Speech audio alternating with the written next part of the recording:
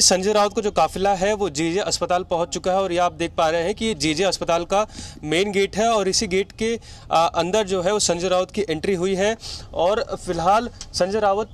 का जो पूरा काफिला है, जो ईडी के अधिकारी हैं, वो उन्हें लेकर अंदर पहुंचे हैं और हम भी इस अस्पताल के बाहर पहुंचे हैं और यहाँ से आपको जो पूरी जानकारी है वो आप तक पहुँचा रहे हैं, हमारे ऑडियंस तक पहुँचा रहे हैं।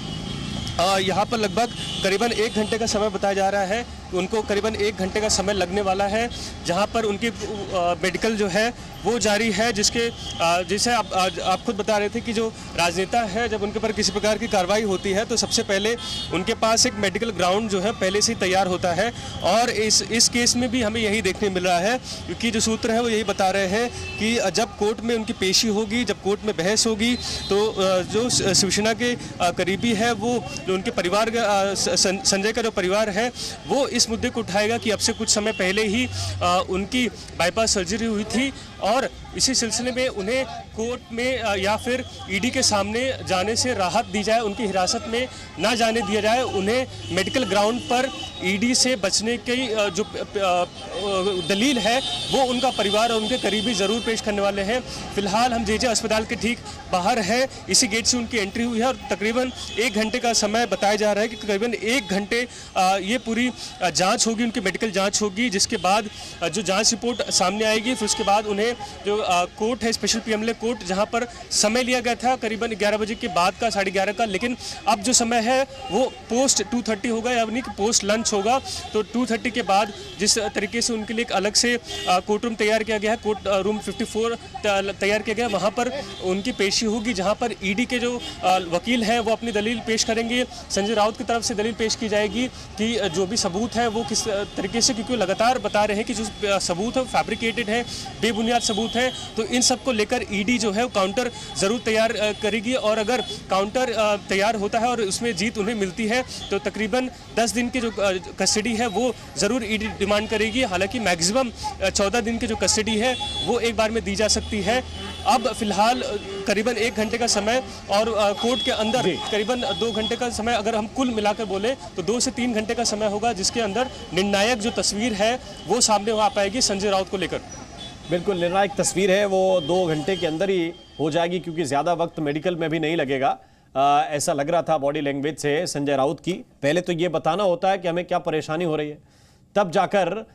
उस विशेष मर्ज की दवाई कहीं ढूंढी जाती है या बताया जाता है कि साहब आपको ये मर्ज है। लेकिन पहले ही जब आप डॉक्टर साहब से कुछ सवाल पूछते हैं फिटनेस को लेकर मेडिकल जांच में, और अगर आप बताते हैं कि आप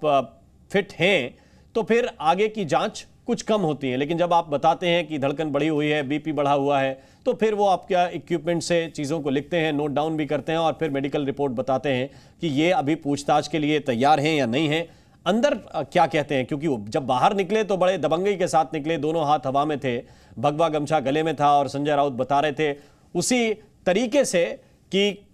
वो झुकेंगे नहीं, वो ये कई बार कह चुके हैं। तो अब मेडिकल रिपोर्ट में क्या निकलता है ये भी देखना होगा, और इसके बाद ईडी के अधिकारी उनको पेशी के लिए कोर्ट में लेकर जाएंगे। नीलेश इस वक्त हमारे साथ मौजूद हैं और वो अस्पताल के बाहर मौजूद हैं। नीलेश, लगभग कितनी लंबी प्रक्रिया ये मेडिकल की होगी?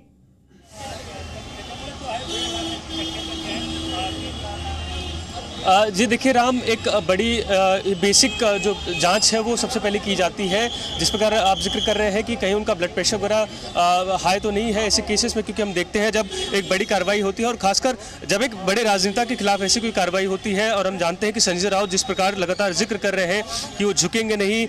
वो उनके ऊपर दबाव बनाया जा रहा है, तो ऐसे में जाहिर बात है एक स्टेट ऑफ शॉक में ज़रूर होंगे संजय राउत। तो ऐसे में उनके ब्लड प्रेशर वगैरह की जो एक बेसिक जाँच होती है उसको ज़रूर किया जाएगा, क्योंकि दिल के मरीज़ हैं तो उनके हार्ट चेकअप भी ज़रूर किए जाएंगे। और उसके बाद उन्हें यहाँ से सर्टिफिकेट देकर कोर्ट में पेश होने के लिए जो